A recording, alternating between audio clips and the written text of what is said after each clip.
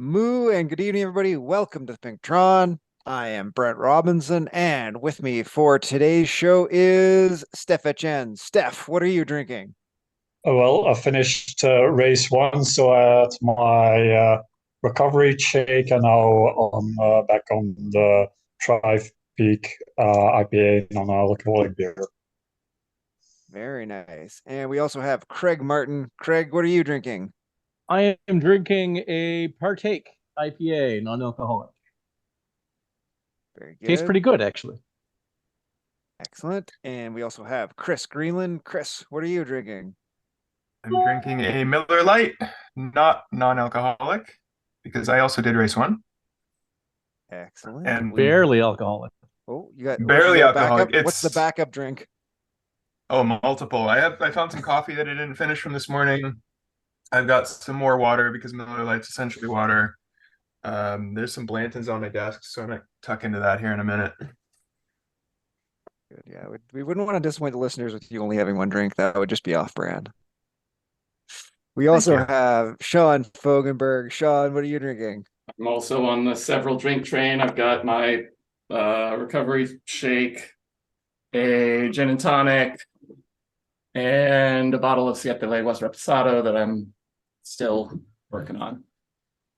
That's the same one, huh? We've taken a while to get through that, John. Yeah, variety is the spice of life. This is my Friday Pink Tron drink. Very good, very good. And we have with us today making his Pinktron premiere, Doug McKee. Doug, what are you drinking? Well, first let me say this is totally surreal. Like after having you guys in my ears for so long and like talking back and nobody hears me, it's wild. Thanks for having me. And I brought a special drink. It's not special at all. It's what I drink after every race because I also did race one. I call it my Canadian, I don't know, dynamite recovery drink, and it is whole milk with maple syrup. And should I add gin? Is that what I should add? I thought maybe it was going to be rye, like a maple rye whiskey in there. Yeah, I would go more whiskey based than a clear spirit in that with the maple syrup. I think that would play nicely. Are you ice fishing right now, Doug? What are you doing? Oh no, my basement is not heated. Okay, all right. That's where I kind of live in the winter, and it gets cold. So that checks out. Yeah, I got it. Yeah. For those of us on the audio only version, which is everybody else but the six of us, Doug is wearing like a toque and winter coat and very, very clearly in a basement / shed type area. So that's why Chris is very perplexed by his asking. I'm just concerned for your safety, Doug. That's all. That doesn't look like an ice fishing shack, though. There's no fish. I promise there's no fish. All right, and I am drinking an Ole Fogarita. I'm gonna call it. It's basically like a mocktail margarita thing. Nice. It tastes very margarita without the tequila bit. Like I don't know how it's got some agave and stuff in it, so I don't know how exactly they make the margarita taste without the tequila per se, but it's not for what it is. It's pretty good. Because I am day 33 on the wagon. I was gonna say, so we're dry January is over into February now, so that's cool. Dry February, right? Should we have like a list going of like all the non-alc spirit / beer adjacent options? Like I think we've got a pretty good list going now. Yeah, that's a great idea. Let's keep a running tally of that for our folks who are looking for maybe healthier, drier options. What people can't see is that while Brent has not been drinking, he has been growing out a just terrible mustache. It is just the worst. Honestly, I played like when I'm biking, I don't notice it too. Yeah, fair, very fair. When I'm biking, I don't notice it too much, but I played lacrosse with like my mask on Wednesday, and I was like the whole time like, what is this thing attached to my face? I've got to like, it's like there's boogers in it and like sweat. It's like dripping into my mouth. I'm like, oh, how does anyone play like this? I was just dying. So I don't know if any of you guys watch American football, but there was a playoff game a couple weeks ago where Andy Reid, the coach of the Chiefs, it was like -18 degrees or something, and he's just He's just breathing, and his mustache is just full of ice. I'm assuming that if you're doing anything outside in the Canadian cold, you've got some of that going on. Yeah, it hasn't been like that cold since I got it to like long enough that it would matter here. We've actually had a bit of a run of good weather the last couple weeks, but yeah, for sure that is 100% the thing that would happen. It'd be like Does your a big wife have a thing frosticle. to Burt Reynolds? Is that what was the draw? No, the pitch is that we're doing like ironic or funny family photos. So me and my brothers are all growing out mustaches. And we're all going to do this. So someday when those are available, I will share them. We also have to like go get like the full like Canadian tuxedo to go with it. Yeah. So anyway, good times. You know what else is a good time? Racing Herd Winter Racing. And we've got 4 people who did race 1. Sean is giving it the maybe. 4 people who did race 1 this week on 2 Village Loop. Who should we start? This, I guess, Craig, did you do it? I didn't even ask, but I don't No, think so. no, I haven't been on my bike in some time. All right, let's start with Doug. Doug, how did race 1 go? You know, I went in thinking I didn't know the route, but then I looked at the route and I said, "Oh, flat 26 miles. This is going to be great. I'm just going to sit in and then sprint at the end." And it so didn't go like that. Like it was filthy. It was brutal. What the hell, man? It was the first minute was super fast, and then it like kind of calmed down a little bit, and then at minute 3, from minute 3 to like minute 15, I was just dying, and then I just couldn't hold on anymore. So yes, I guess we should talk a little bit about the route, so people can appreciate it's just flat. Well, it's downhill start into the dirt, and then it's downhill to flat in the dirt, and then you do the right hand. Well, actually, you come off the dirt on a bit of a left hand turn onto pavement. I was choking on the fake dirt. All the smoke, you couldn't see a thing. It was terrible. Oh god! and then you go on the pavement, past the sprint point, up into the village, around the village, and then you do another bit, and then as soon as you turn right onto the climb, you're into the climb in the dirt, right? Yeah. So instead of going, so when you come out of that, like the village onsen, you start going up, and normally in most of the routes, you take the left-hand side up past the like fishing village, up to the castle. This one, you take a right and you do the little gravel. It's not a big climb, but you do go up a little gravel climb, and it's that part that where halfway up it, the camera pans out and you go past that like little fishing hut, and beautiful. It's one of the most beautiful spots in Zwift, but I don't think anybody is going to appreciate it. I was having a really hard time with the fact that it panned out because I was really trying to hold the wheel right then. Yeah. Yeah. It was like, oh god, now like I just have to stare at the numbers on the screen on the right. And now with I've got the steering now, and I was like trying to figure out if I'm even tucked into a wheel, and I'm like, I don't know. I'm trying to like gauge by the size of my little guy. It's insane. I don't know. Am I the only one that still gets lost going around McCurry? I have no idea where the heck I'm going. Sean, you're like, oh yeah, if you hang a left here, you go past the house and the village and all this stuff. I'm like, I have no clue where I am. I have just me. Out of the person in front of me. There are definitely parts where I know. So like that part of the area I know, but that start where you're going through the gravel, I didn't know where I was getting spat out. No freaking idea. None of it. Yes. I did some races way back on that did some of this weird bit, because I raced Valley to Mountaintop on one of those weird 2 successive race things that Giant did way back. And there was another one that I did that had the other dirt section. So yeah. It does say in the Zwift Insider route description that this is an infrequently used set of roads. Yeah. Yeah. It's actually as far as I can tell, it's the only. It might be the only route that actually does the outside bits of the village onsen and then does a full. It's one of the couple of routes that does a full loop of the kind of castle village up at the top. And that gravel section at the beginning, I think no other Yeah. route does that as well. So here's what I didn't understand about the route is we kept coming across other racers like Yeah. zooming by or like catching up. Like it was like a big mishmash. Yeah, so because you do There's a two loop, loops. a Yeah. loop and a half of the village onsen, and you do a loop of the castle loop.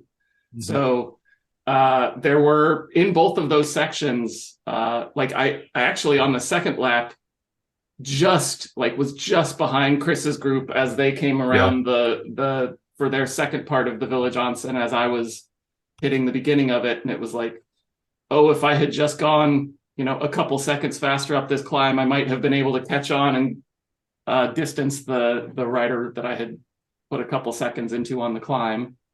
Right. If you're just like a minute or two behind, you can catch like the group in front of you when they come. But then won't you get get like off? Like They'll you get peel like off, and you have to go around again. yeah. Interesting. But you could put some people under pressure there for sure. Yeah. Yep. Interesting. Yeah, it was just filthy. Race 1. I made it 10 minutes with the front group. I made it through that first lap around the village, and then I just had to wave goodbye. Like, Doug, you did a great job sticking in there. I made like 2 more minutes than you did. Yeah, so what Doug mentioned that like 3 or 4 minutes in, it started getting dumb again. That was when Stuart Evans and I were just off the back. Actually, Brian O'Connor missed the group as well. Brian was in that race? I didn't even notice that. So because he missed the group, and like there he is, he was chasing as you guys pulled away, but I think he got caught right behind that push, and he was ahead of us, and we ended up chasing with the group, chasing him, and caught his group right at the top of the gravel climb. But then they hit there were a couple of them, and they pushed it 3.8 to 4. Like once we hit the asphalt again, and I was like, well, I guess bye, because I can't keep pushing here. But yeah, like that just shows like the level that you had to be at, and like how much attention you had to be paying to have some of the people that were down in the 20s were strong riders. Absolutely. Yeah, tough race. Once I got dropped from the front group, I was in a group of 3, and the one guy did all the work. I kept thinking, well, maybe we would fade back to Chris's group, but no, this guy just sat at the front and just grinded away. And then I thought that it must be that he just didn't have a sprint and he was just trying to like ride us off his wheel, which he almost did. And he didn't have a sprint at the end, but it was just a very strange strategy. Yeah, that gap kept growing out between your group to ours. The one guy who just did it all the work. Huh. It was fine. Steph, well, and you guys only finished what, 15 to 20 seconds. Your 3 finished 15 to 20 seconds back from Dan Manello. Like that's he got dropped from the front group though, and then he was just taking it easy. He was just but it's you're not far off some pretty good riders there. No, but he was doing like 2 watts per kilogram for like the last 5-10 minutes of the race. So he's probably doing race 2 again here. That would be a very Dan Manello move, wouldn't it? And come in like 6th. But that's a good point. Like that is somebody that if it were the type of race that Doug were expecting, you might think Dan would be there to win. Even he couldn't. He's not holding the group. Yeah. like when you just look at, okay, it's 26K and like, you know, whatever it was, 300 or 400 meters of climbing, it's not terrible, but Right. it was pretty hard. What Looked like we got to talk about bike choice too. I was on a Tron. I could see Arrow being a good option because nothing's what I super did. steep. It was like, I went full arrow because I don't have a Tron, but yeah, I went Venge and disc. do you go DT Swiss disc, Chris?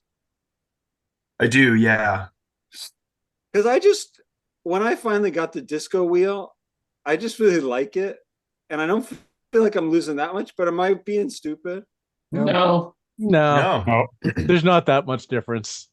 fashion before function. And then I ride a Cervelo because like I think Cervelos are cool. The Cervelo S5, the Felt AR, the 2020. Spesh Venge, the Not that different. Uranium Ooh, Titanium are all within like something like a half second over a 40K flat TT. Like it's yeah, that's what I thought. Do what makes you happy. yeah, I mean, listen, if Yeah, you're it riding a was Buffalo bike, you might have a challenge. it was a brutal race for me. I lost it. Didn't even lost it out of the pens. I thought I'm gonna catch up, but I was sped out. My race. Found a first was in a little group of about 6 guys that got splintered up on the climb up, little riser up to the Onsen village. Found an ATP guy, rode with him basically all the race, and we took turns, and I had to let him go 3 kilometers from the finish, and then just rode in solo. But yeah, as expected, somewhere between 50 and 55 minutes for me. But yeah, What'd you come in at, Steph? I think 38 out of 41. I think I had 3 riders. It was a No, I meant little what group was of your 3. time? What? What was your time? I don't know exactly what my time was. It was somewhere between to look. Zwift Power has you at 52:32. It's a lot faster than you thought you were gonna go. It was fast. It was a fast race. I didn't see anyone on a gravel bike. Did anyone try to ride a gravel bike? That would be I a wild choice. Wild. Yeah. The only way you could make it ever work is if you had like a group of you, like 6 or 8 of you, and you absolutely attacked like maniacs on the downhill, Right. and then could create separation from you to the front group, and then could hold that till you got back to the climb, and then went like absolute maniacs up the climb. Like Well, that's do that's you it. even do it there? It's 2 laps, right? Yeah. So Yeah. do you do it there or you do it on the first climb? I think you got to do both. I think if you waited, you wouldn't get to this. I don't think you'd get to the climb with the front group. The draft is so huge, though. Oh. Exactly. Yeah, that I just don't do it. Maybe if you were Terrible. like if you were fast enough to like win the race in any event, you'd be strong enough. But like Yeah. for me, there's no way on a gravel bike I'd be able to hold the A's all the Well, way to that and climb. the downhill finish, It's it's Tron or faster. I don't Yeah. think anything lighter. and There's any. especially with the evening up of rolling resistance on gravel. Yeah. So I've done over 200 races on Zwift. This is the very first time my foot came out of the pedal on the sprint. I was mad Attaboy. because the guy that drafted even more than me in that little group of 3, he ended up winning the sprint. Never fails. Ugh. Yeah, I mean, I played dirty wheel sucker for most of the race after being just absolutely shattered on the first lap. There was one other guy with me, and it was like, well, you're working, so I'm going to let you. Green lightning bolts mean that like the full fit files haven't loaded yet, right? Correct. Okay, yeah. I was just looking at the like 15-second times and I was like, those are awful low. Yeah, But that's wow, because wow, nobody sprinted. yeah, yeah. All right. Any Can other Swift tips, please thoughts? fix that and just use the full fit files immediately? Like, what's the problem? You guys even talking about On Zwift green Power, lightning bolts? on Zwift Power, Swift when you Power. look at the Okay. average power, there's a little green lightning bolt next to the thing, and Oh. that means the source is live data. It'll turn blue at some point, and that's when they have processed the fit file. Yeah, and that Oh. live data is like 30 seconds smoothed or something like that. Like it's like the same thing you see when you're looking at like lives with power. So it doesn't like Yeah. actually accurately represent the power outputs at all the thresholds. The longer ones is usually pretty close, but the short ones are garbage. Yeah. Okay. So Honestly, it's embarrassing. Like that Zwift can't just do the why is there the lag? It makes no sense. Well, so it's a separate database, right? So they took over management of the database. They haven't changed the whole concept of what the Zwift Power guys built as a separate racing add-on. at the end of the day, everything that has to do with Zwift and racing is a hack Yeah. from some other blatant thing, right? Zwift racing, WTRL, TTT, everything is a hack, right? Like Zwift is just not a racing platform. It is a riding platform that some people wanted to race on that has been bodged together in various different ways. Though Until they like commit to, we're bringing all the racing in house and we want to make this good and provide all the tools, it won't be.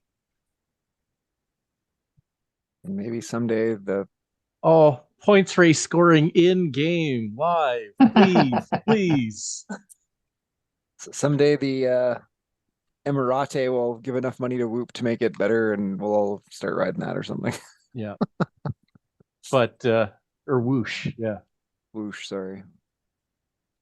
All right. Yeah. Any other tips, thoughts, anything on race 1 HWR this week before we head off to the rest of our Zwift racing schedule?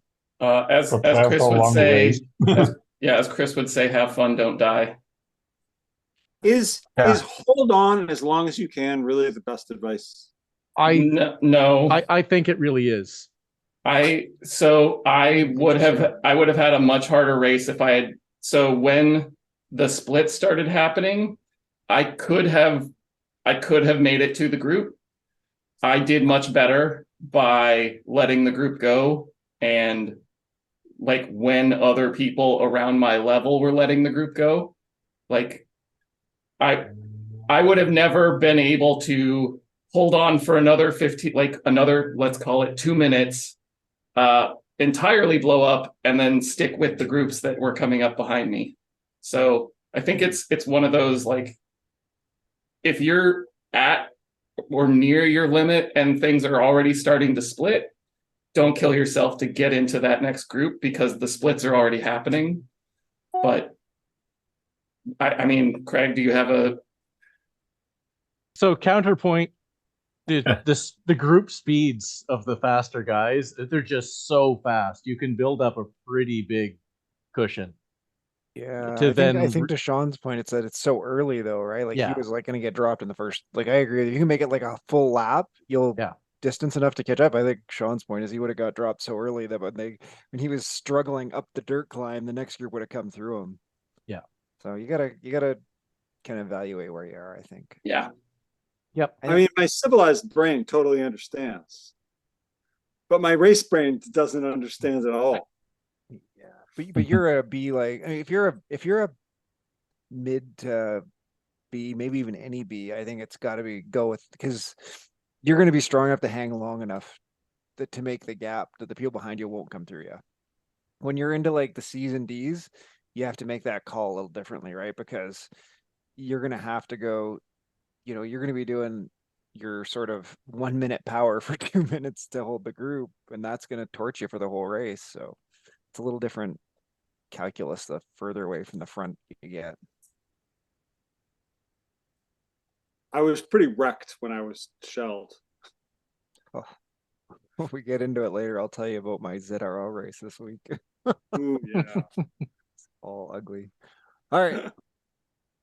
Let's move on. Herd beginner racing. This is Innsbruck Ring. I think they do 2 laps. I think so. Give me a second. 17.8's got to be 2 laps. 2 laps for CD. Yeah, so 2 laps for CD, and it'll probably be 1 lap For the bottom end. Yeah. It's my favorite course in all of Zwift. Oh yeah, just a leg snapper or Love 2. Innsbruck Ring. It's not my favorite course, but I get what you're saying. It's a good race course. Well, you go all in on the bump, and then you have a little bit of recovery. But you not get much. Yeah, it's so yeah, for those, so again, if you're new to Zwift racing, maybe you're listening to the Pink for the first time. Herd beginner racing is a D, cat, and lower only with subgroups within that category. So the topper end, the top 2 parts of those when they'll be doing 2 lap of what's called the Innsbruck Ring, and the bottom third will be doing just a single lap. And it is a scratch race to the finish. And if you've never raced Innsbruck Ring, there's a section of the course that starts about 5 kilometers from the finish line. It is colloquially known as leg snapper. I think actually maybe it's not even colloquially anymore. Is that the official name in the KOM? Is the It's the leg KOM. snapper KOM? There you It's go. always been the leg snapper, but it hasn't actually been a KOM for all that long. Yep. Yeah. So yeah, you'll hit the leg snapper KOM, which is I want to say 400 meters at 8.8%. Takes B's about a minute, a little less than a minute, like 50 seconds. C's and D's are definitely closer to a minute 5 to get up it. And the nature of bike racing is that the group will go as hard as they can to try and shake you because the pack slows down, the draft breaks because the pace is going so slow. And you need to stick it there and then get around to the next one. And if you're doing that 2 lap one, you're going to have to do it twice. Sean, that one you have to go all out. Like there's no holding back and being strategic there. No, yeah. I mean, I don't know how the D's race it so I don't know what the dynamics are in HBR, but sorry, my dog is just trying to jump into my lap. But yeah, in most races, that is just like that is the point in the race where all of the splits happen, and you just need to make sure that you are with whatever group you can get into. Yeah. I've actually got like, that is one of the courses that, so somebody who is punchy but doesn't have great long power, like me, like Craig, I have ended up in groups that are way over my level because I was able to really punch hard in HWR, like, up with some top B's when I'm, I think I was probably low B or high C power at that point. But yeah, I mean, 20-minute power isn't a big thing on Innsbruck Ring. Nope. It's 1 minute power and then your ability to recover. But it really, for me, in category racing, and HWR is a different thing, I definitely I would never attempt to set the pace here. I wouldn't try and lead the breakaway. I'd be, 4th, 5th wheel kind of thing, trying to be with the lead group over the top, but I'm not trying to make it harder. but you do need to be able to be in a good enough position that you're not caught behind splits. So that's that. It's a difficult balance. You don't want to like let too many people out in front of you going up it, but yeah. So my beginner advice on this one is don't let up right at the crust, because what happens is the people at the front go really hard for another, I don't know, 10 seconds and go over the top. And if you let up going over the top, they will drop you right then. So you just have to go harder then.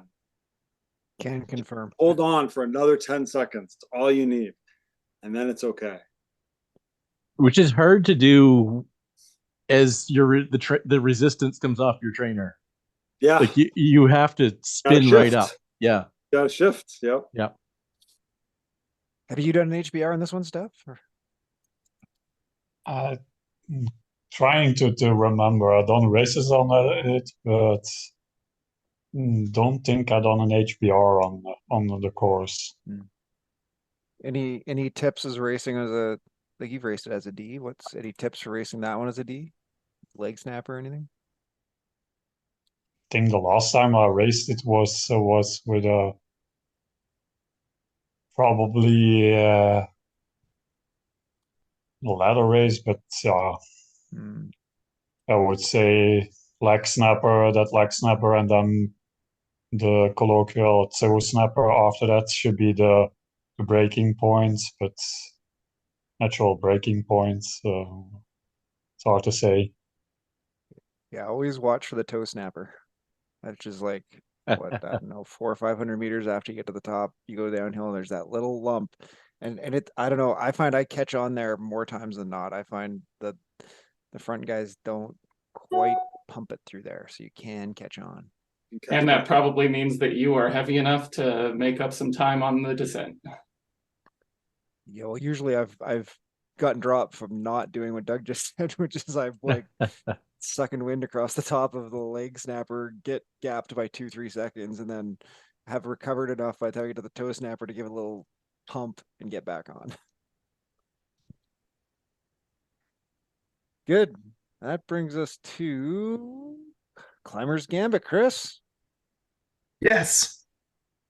We're doing Climber's Gambit this weekend. This is weekend 5 of 5, so the final stage of our New Year's Revolution series.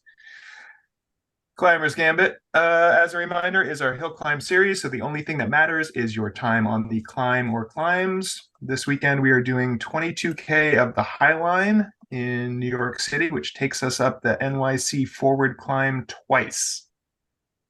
So we will hit that at about 8.5K and then again at about 19.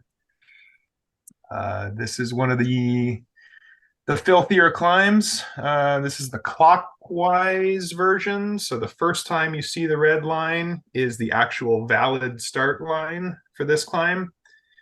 And you so stay to the left. left. Yeah. You stay left. And it's got just a couple of like really filthy segments in here. I think there's like a 16, 18 at some point percent. But at least this one doesn't end on that flat that you have to sprint across. Isn't there like a little bit of flat at the top? A little it bit, doesn't but there's matter. only a few. It's not as much. There's only a couple meters. It's something like 100 meters on the other side. Yeah. So Chris, I have a question about that. Yeah. So you haven't had a problem where people have just like done the first one and then stopped for an hour, gone and got a sandwich, stretch out, and then get back on and do the second one? You're only cheating yourself, Doug, if you do that. It's not cheating unless there's a rule. I always thought you should just set it so you have to do that in between part within a certain time. And then getting back to the limitations of Zwift Power to manage and measure racing events on Zwift, I don't have that ability.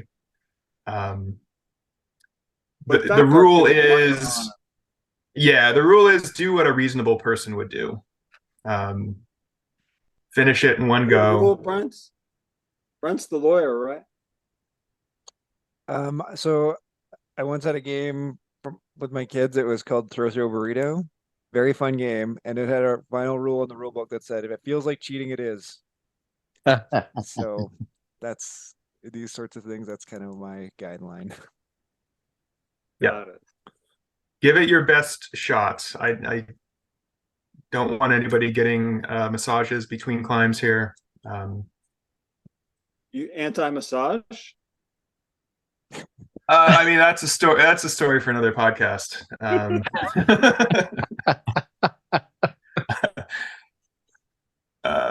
But yeah, pretty nice now that you bring it up. Short story long, we're going up NYC twice. It's a filthy climb. It's 1.4K. I'm going off memory here at about between 6 and 7%, but there are some really nasty gradients hidden behind that average. Yep. So come ready to climb. Spin your legs out in between. Nobody take a break. Too much though. Yeah, you can eat a sandwich, but eat it on the bike. Otherwise, Doug will come after you. Too much weight. Yeah. And then we will have a new series starting next weekend. TBD. I'm really disappointed I didn't get to finish this series, but I think we're all disappointed in you, Craig. yeah. This is the one that's like 3 to 4 minutes for like the A's and B's. Am I getting the right one? That's the forward one. Yeah. So Sounds about right. Yeah. That's where I turned to Sean, but he's wrestling his dog right now. the A's So do he's it in, otherwise like, engaged. 3 minutes. The B's are Sean's dog is the best. closer to 4. Under He's under amazing. 4, but close to 4. Although that's in a race, so take that with a grain of salt. Craig did it. Well, everything in life is a race, Brent. What did I do? You did a 351 on this, but in what was called at the time herd beginner racing. Yes. I notice I'm right next to I did that.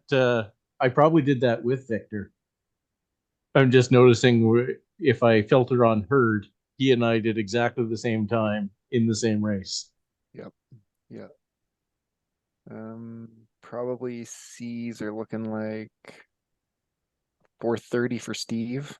So I think mine's up 4:26. So yeah, somewhere in the 4.5 minute range. 4.5 to 5 is probably reasonable, given that. Well, I mean,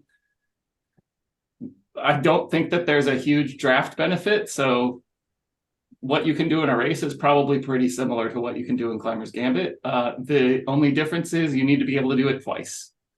Yeah. I'd say the biggest difference is being towed in, actually. Like it's Yeah. the pack speed on the On the entry start. of the KOM, Yeah. because you're going pretty quick at that point, or you can be. Yeah. yeah, and then for D's, you might end up as high as 6 minutes. Looks like I see like Durrell in a race did a 6 Yeah. as a best. So He's a pretty good D, so that's yeah. yep, that's what I was just thinking. So set your expectations and your target powers accordingly. That brings us to the herd of mountain goats and the could be worse. You're on La Reine. La Reine is it's got the long start, right? So It does. So you kind of do like around the balloon fields and all that jazz, but don't chase if the dummies are going hard. Let them go, because you are going to do I don't know 50, 60 minutes climbing. yeah, I was gonna say it's like 11 kilometers of climbing. You're gonna go up the Petite KOM and then up Ventoux till you get to the chalet. Yeah. Which I don't even know. It doesn't even say on here. There's not even a segment for it. Nope. This is one of those ones where you get a participation trophy. If you show up, you get a Probably. trophy next to your name on Zwift Power. It's well, I don't know. How many times if you want to hear us talk about all the evils of Ventoux? Hey, you Yeah, guys, Doug, we haven't heard you complain about Ventoux yet. I think I might be the only person on Swift. I like Ventoux. I think it's one of my favorite climbs. What's It's wrong with you? Pretty, it's steady. You're not constantly having to change gears on like little switchbacks. You get to the top and it looks really different from any place else on Zwift. Ventoux is great. That's my 'cause mountain. No I'm one gonna die on designing it. a video game for the purpose of entertaining you would ever design anything that looked like Ventoux. It's real. I know so many people that are like switching over to Ruby because it's more real. They need to ride Ventoux more. That's what they need. There's a lot of demand. We need more Ventoux. I think people just get like obsessed with how many kilometers they're doing, and it's like, well, I spent 2 hours and I only did 11K. Yeah. Right. Not enough XP. Need more XP. Yeah. Well, it's not even XP. They want their distance for their training log. That's why this whole like you can do the climb portals at 50% is so weird. Yeah, It's really weird. it's okay. I definitely see it for people who the climb is really hard. They might not otherwise finish it. Sure, do it at 50%, but I don't see it otherwise. No. Yeah. I kind of get it as like all right, someday I want to be able to do this climb, so I'll start it at 50% Yeah. and then I'll like up it as I keep my trainings as a marker or something like that. Like, but like, you know what? Different climb. Yeah, I listen, Definitely, yeah. let me tell you the number of times I've set the climb portal to 50%. Like never. I've never done it. So, um, you know, it is what it is. Yeah. But it's, Yeah. if it's someone else is getting into Zwift because they like doing the climb portal 50% and it's keeping them active and fit and on their bike, then more power to you. I certainly don't have an issue with it. Yeah. Exactly. All right. So yeah, have good fun this weekend, everybody who's doing Laran. There is no 50% option, especially in a race, by the way. There is not. Basically never, because it's not a climb portal. All right. That brings us to the Stampede this week is the full lap of RGV. So this is the longest one of the whole series. For those of you who are following Outsider, you'll know this is also the TTT route this week, which is a specific request from Kev Fowler to do a preview every week in the first half of the Stampede. So that's what we're getting. It's like about 25 kilometers. I think RGV starts the flat way, right? And then Yes. finishes in the balloon fields. Yep. Which is interesting because it's what power do you set all the way across the flat? How hard do you take the aqueduct? And then by the time you're into the bigger rollers, it's whatever you've got left you're given. But Yeah. How many K is this thing? 25, almost on the button. 25K. There's a little tiny lead in at the start, so yeah. Well, I guess it's a kilometer. It says, I don't know. I thought it was closer than that, but 25K. Kev's just going to destroy it, right? Yes. Yeah. Okay. He is a man on a mission right now. I tell you, like every 2 months, his FTP goes up by 10 watts. Yeah, roughly. Yeah. That whatever he's doing, he should keep doing it because that's the dream. Do you know what he's not doing? Getting hurt jumping at the indoor skate park. That's right. Fair assessment. Yeah, I don't right outside though. Even the aqueduct, like I don't know how much, like it's halfway through the race, almost exactly, right? It's basically right at the 13K mark. You got to squeeze a little bit, but I wouldn't go more than like this is probably going to be. You're probably gonna be almost right at threshold, right? It's 25K. You're probably gonna do 40 minutes, give or take. Yeah. So, maybe you're 105% of threshold. I wouldn't go over. You definitely don't want to redline it. You just. I mean, I'd go. Yeah. I'd go more threshold plus 50 up with that, but I'm an idiot. Yeah, I totally follow Craig's strategy on all-time trials, which is I don't care how long it is, I'm going to try to go 120% of my threshold the whole way. It's like a deep misunderstanding of what threshold is. Yeah. What's the route that goes this direction then, but goes up the Petit KOM? Anyway, like I did Pats or something. Yeah, I think it's cassette tapes. Yeah, that. So I did that in Stampede. So I went at threshold, then went higher up the aqueduct, then back down to threshold, and then tried to go above threshold up the climb, and it did not work well. No. Did you have to go back down to finish the marina? I think that's what you do in cast pats, right? No, I think this was a custom finish at the top.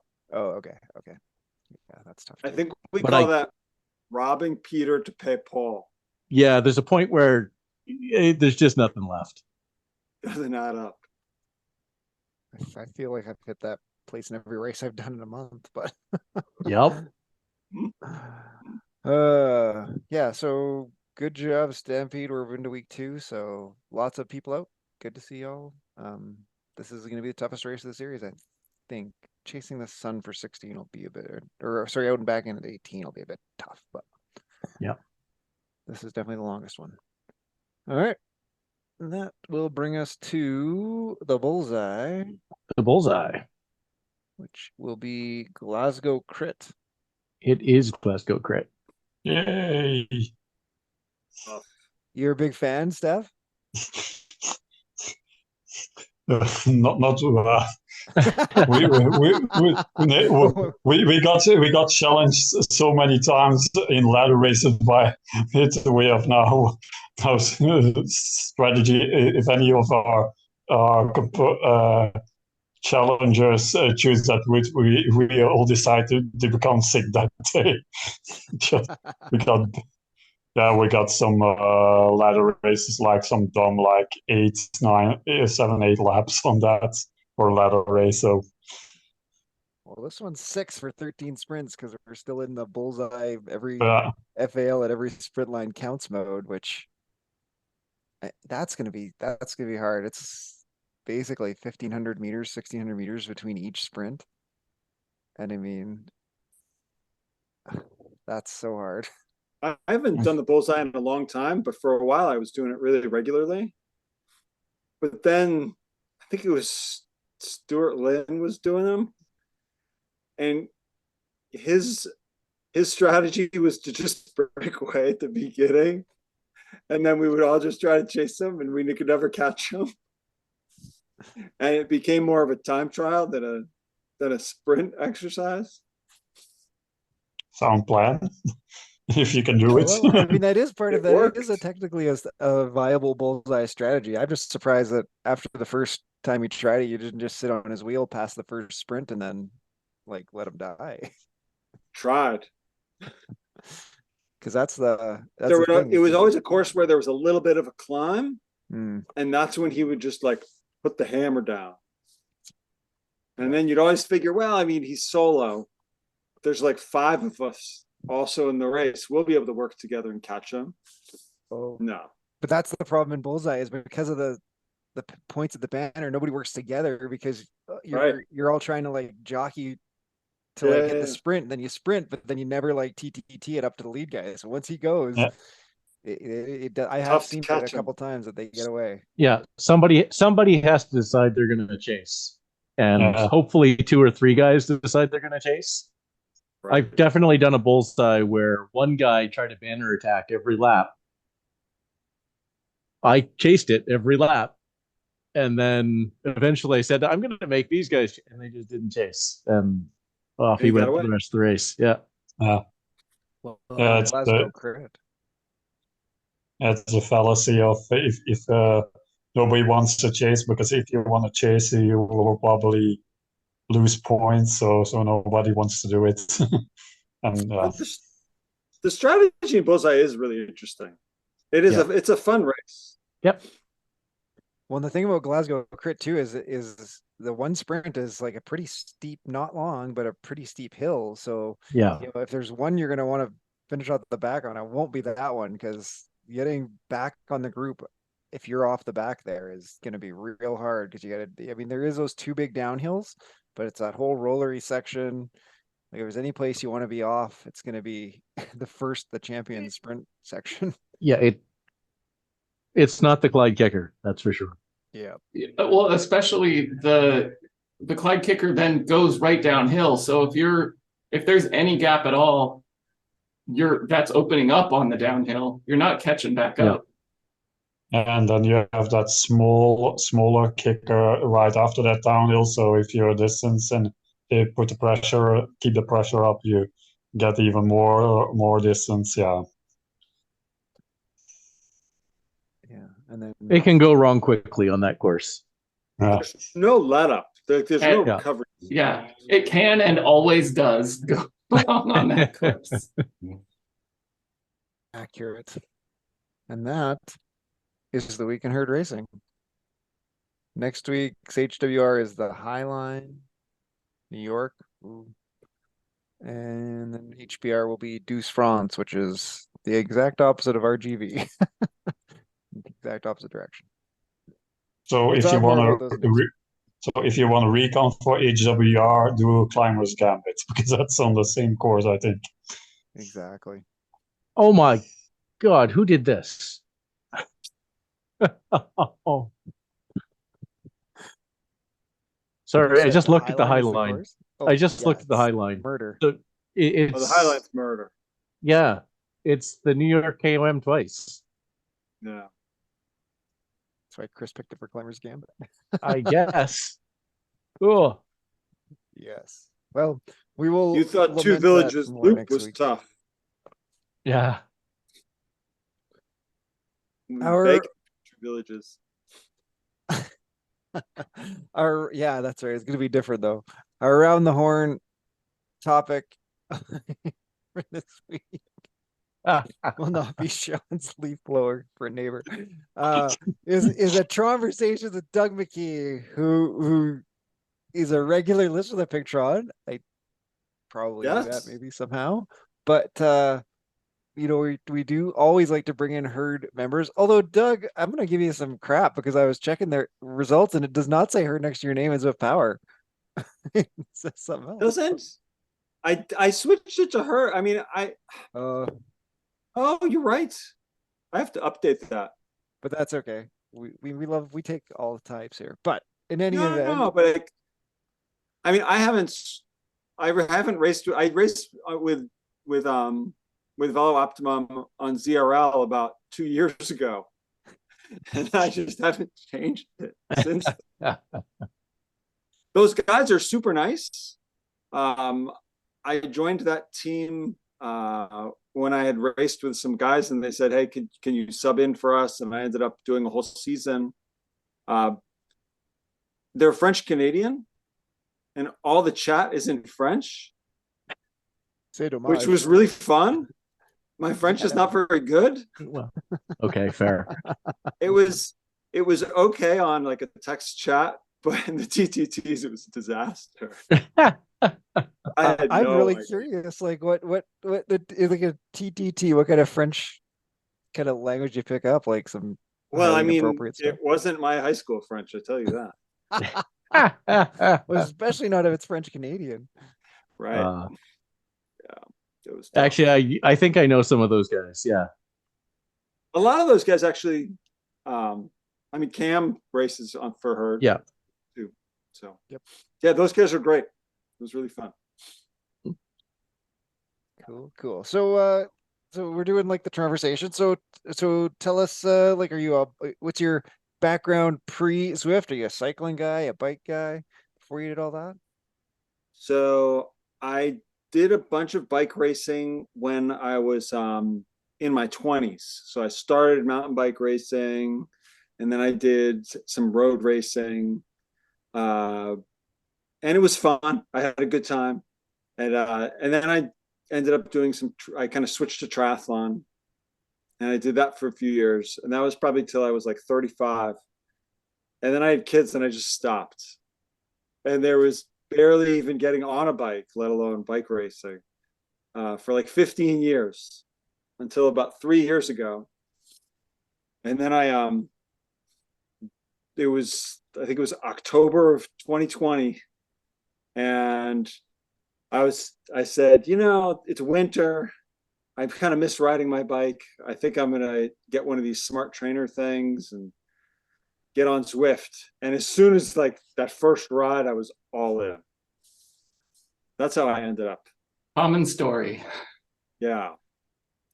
You held out longer. You held out longer than a lot of people. A few months of being stuck inside, and you were like, God damn it, I need a the trainer. summer was nice. Like we could do stuff outdoors. The outdoors was fun. But then October comes around and Ithaca's cold. Yeah, I started like I actually have two Zwift accounts. It's always hilarious to me when I get that one email to my other Zwift account. It's like, come back to Zwift, see what you're missing. But I did have one like because way back, but then in May of 2020 when like it was all pandemic and jazz, and I was like, well, I'll start another trial account with a different email. And ever since paid up after a week and away we went. So Craig has like 10 accounts. I do actually. It's a couple of them identify as female. There's entire to each their own, but that was for the when we were doing the ladies race on Tuesday. I needed a couple accounts to go in and watch that when I was doing broadcasts for that. Yeah.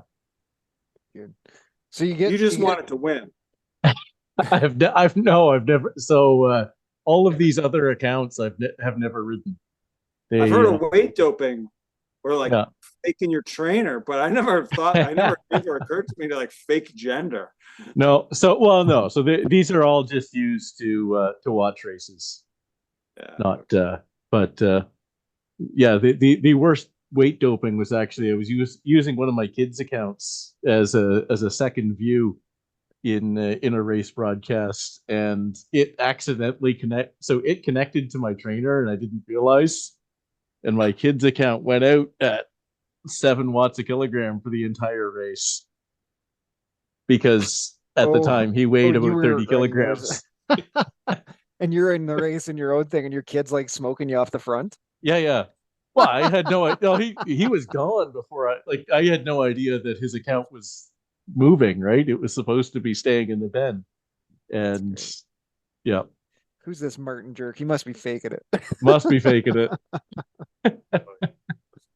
So then, how did you find the herd? What brought you to the herd? Did you get herd group riding first in the main herd, or were you straight into a herd racing sort of scene? Well, so I'm one of these people that whenever I make any decision, I like I overanalyze it.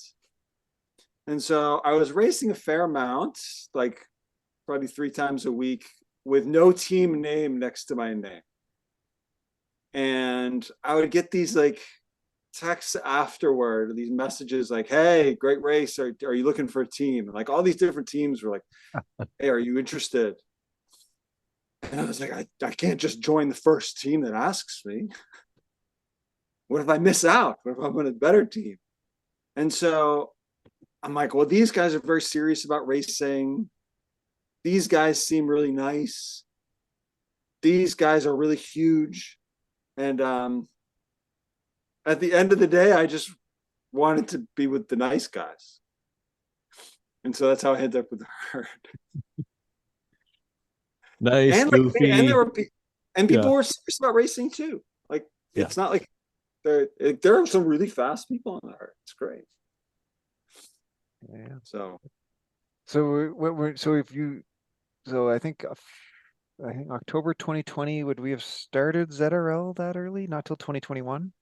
No, we start that fall. We started ZRL. Yeah. Okay. So is that how you jumped in? Did you get right into ZRL? You've done every ZRL since? I've done one season of ZRL and that's it. Oh, really? Tuesday nights are hard.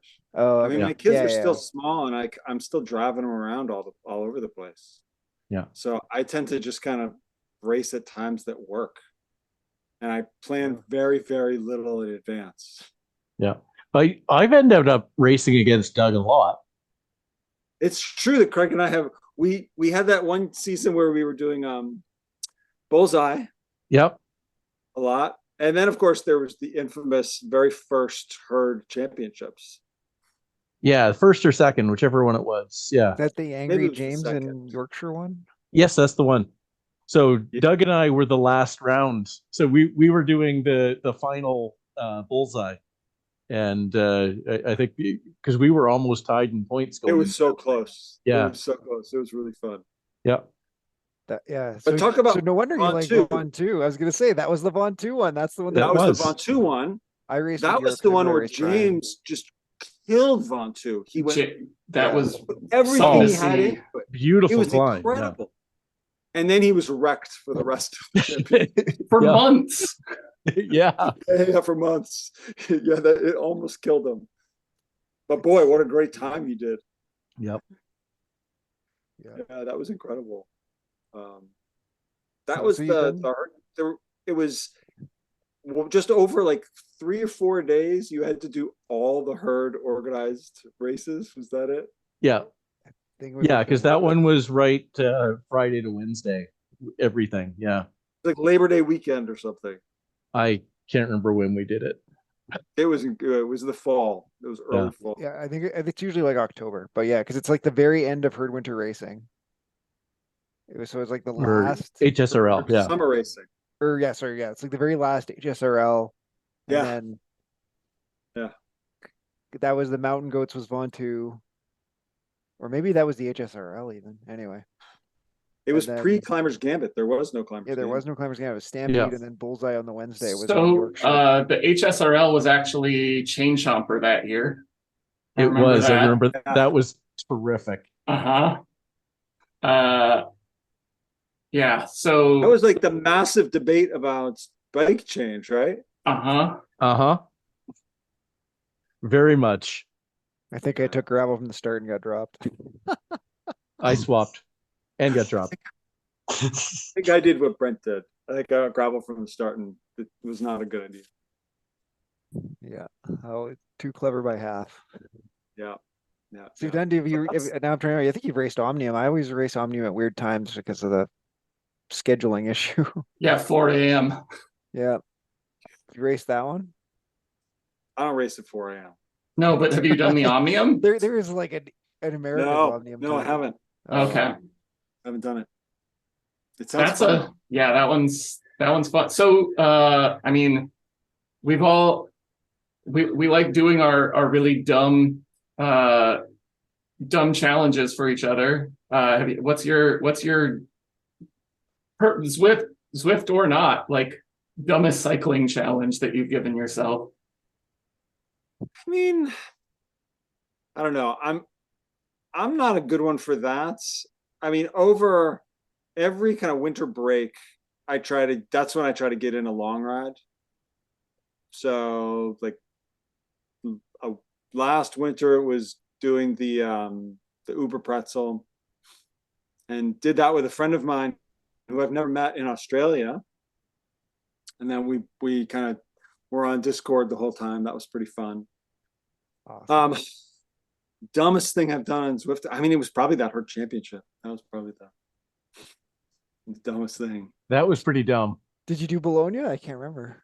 The Bologna 6 laps or whatever, 100Ks? No, you're at the top every Missing lap. out. Yeah, I think I did it by myself, basically, is my recollection, because you guys all had to do it one time. I couldn't make it. And then I'm sure it was in a race with some other people. It was like a 6-person thing. I'm sure people look at the race and go 100 kilometers in Bologna. And I think there was even like 12 of us to start and only 6 of us finished. The dumb stuff, it just takes family negotiations Yeah. a lot of time. And that's True. tough. Yeah, That's a my tough kids are one. a I can little like older. So. 2-3 hours. I can be pretty dumb in 2 or 3 hours, but like 12 hours, that's tougher. You can't take a weekend and do all the, like, every HWR. Right. Well, and do you find like increasingly, I don't know, maybe this is me getting older. Like I know it's only been 3.5 years, but I'm increasingly noticing that like if I do a hard race, my ability to like focus, do anything else is like for some period of time afterward definitely reduced. Like Until the next day. yeah. Well, yeah, until I get a sleep in, basically. Right. No, I totally agree. If I'll do a hard race on like a Saturday, you'd think like, oh, hard race Saturday morning, and then you have the whole rest of the day. Don't try to do anything hard the rest of the day. Yeah. Yeah, exactly. Hobble around. Yeah. Oh, yeah. Good. So we kind of, like you said, you did triathlons. What kind of triathlon were you into? Like, do you full So Ironman, Olympic no, stuff? so most people I think that do triathlon are all about like going longer and longer, and they're always trying to increase their distance. And that never really appealed to me. I just wanted to go faster. I'm so Um, with you on that. Yep. and so like Olympic distance was kind of as long as I could go. Um, but what happened was like I am not a natural runner at all. I mean, I think my Zwift weight is like between 81 and 82 kilograms. But I did swim in high school and for 1 year in college. And so I figured if I have a swim and I have a bike, all I need is a run. And so Everybody I would can like run. bottom. It's just walking fast. Well, I mean, for me, that kind of it's about right, actually. So I would go out on the swim and do pretty well, and then I would like pass people on the bike, and then it was just a disaster on the run. I mean, I'd finish; it was fun. Um, but then about 2 years ago, my orthopedist said you can't run anymore. Mm. Yeah, So that let's is hear it like for a, cycling. the low impact of cycling is a big game Exactly. changer on all that stuff. Yeah. Good. What and do you have plans now to do like any like big outdoor stuff? I know you got kids, so it's a bit tricky, but do you So ever? actually, last spring, I did my first outdoor race in like 20 years. Wow, awesome. Yeah. So Like that was pretty a fun. road race? It was a road race. Yeah. Yeah. Cool. It was, it was like 40K, and it was a little bit kind of hilly, kind of rolly around. Like, I mean, around here, the hills aren't any more than like probably 8 minutes. So it was kind of rolly. But it was super fun. Really enjoyed it.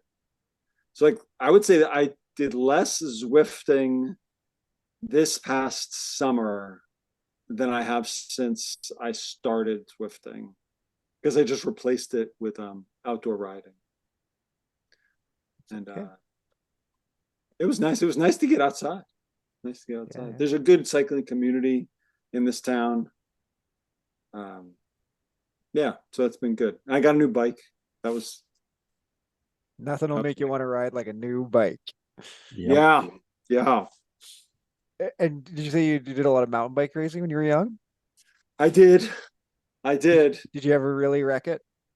Many times. I've got scars to show for it. Oh yeah. Oh yeah. I was on like a first name basis with the people in the emergency room. All right, we're I'd gonna call my need the friends up. best I'd be like, story of hey, those. No, we're I'm gonna gonna get the be a best little wreck late for story. dinner. I gotta swing by the emergency room and get stitched up. They'd be like, okay, that's fine. Yeah, that happened more than once. It was not good. I think Craig would appreciate your best crash story. Oh, I'll tell you my best. I got a best crash story. I mean, I've got a lot of crash stories, but my best one was so I did a ton of mountain biking in Santa Barbara when I lived in Santa Barbara, and then I moved away. And then like 3 years later, I had a chance to go back. I was visiting some friends in Los Angeles, and I just got ducked out for the day and drove up to Santa Barbara with my bike, and then decided to like do this like big loop that I really loved by myself, no phone. As one does. Right. Did this huge loop, had a great time, everything was fine. And then I said, there's still an hour of daylight left.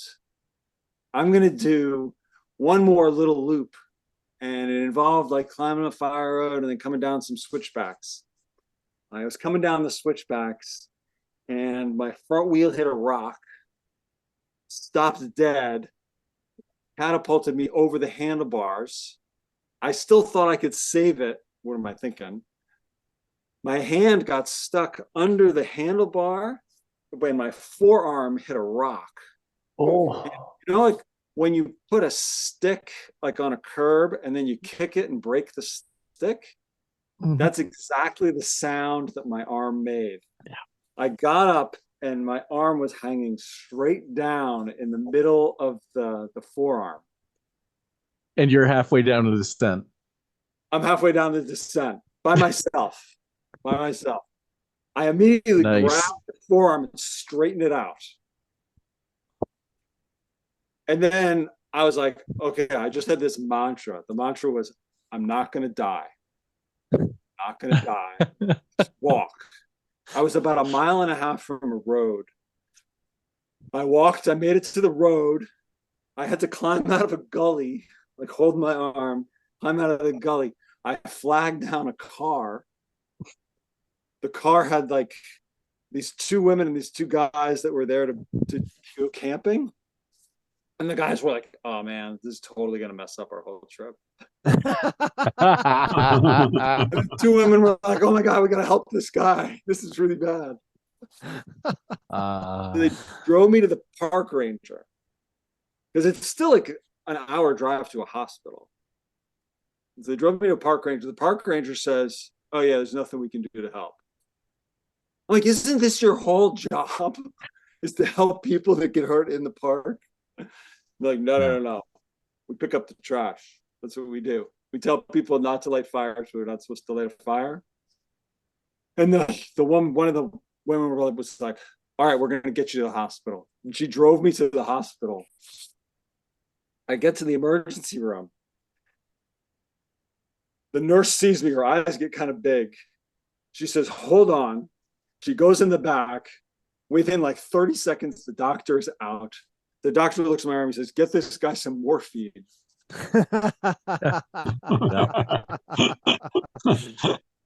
Within like 15 minutes, I feel great. They wrapped the thing up. They said, we can't do anything until the swelling goes down. And then we're going to have to put some plates in because both the bones were just completely broken.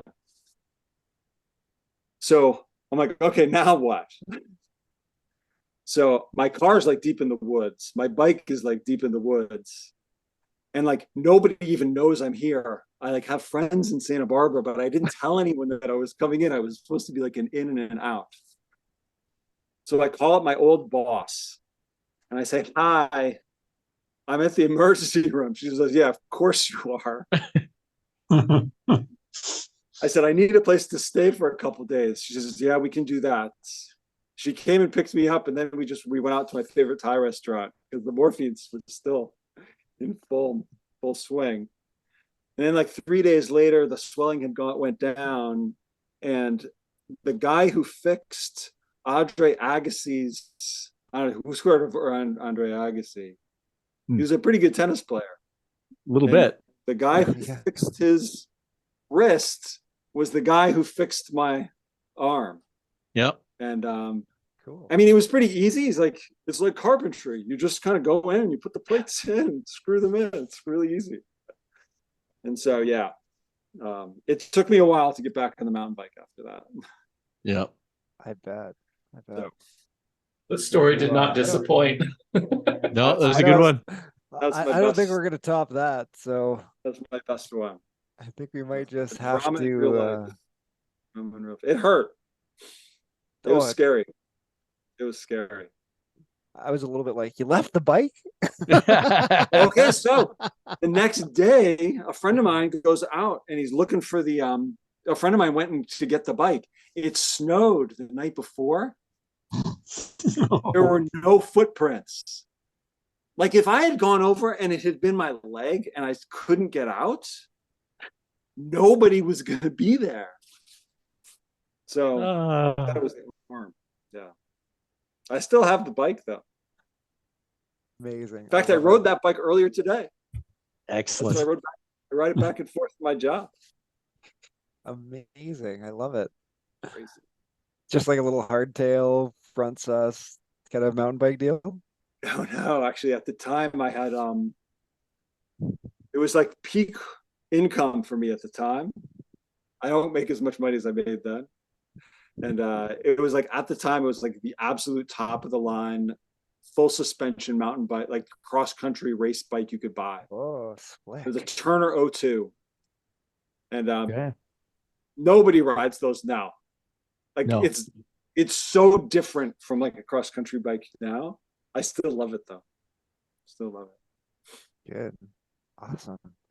Well, I don't see any way we can top that story in this episode. I think we might have to color Not as there. Swift's a lot safer. Yeah. Swift's a lot I've only fallen I off my keep bike reading twice about- on Zwift. Oh, I just Wait. searched that bike. That is a funky rear suspension geometry. It's the best. It was like a really Yeah. good.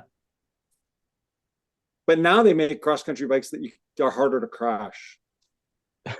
Yeah. I'm sure Oh, well. that's true. Oh well. Good. Well, I think we will say thank you to Steph Etienne. Thank you to Craig Martin. Thank you to Chris Greenland. Thank you to Sean Fogenberg. And a special extra thank you to Doug McKee for coming on and being our Tronversations and special guest on Well, this. thank you guys for episode. having me. This has been a real treat. Come on back anytime. Yeah. Yeah. So we were really Back just in. fishing for all those compliments. The plan was to name this episode Vanity Project. So Oh, I love it. Yeah. The moral of today's story is we will invite anyone who feels like they have a parasocial relationship with us on the show. Not wrong. Not wrong. We're a all highly true, though. discriminating group. All true. It's very We love sincere. it. We love to hear if you have a positive association with the Pinktron, let us know. If you think you want to come on the Pinktron, let us know. We are a community service organization here. We are just Pinktron's the best. Pinktron's the best. so we love it. So hope everybody has great races weekend. We hope we see y'all out. Jump in the Discord and have a chat. And moo and good night. Yeah. good night. Night.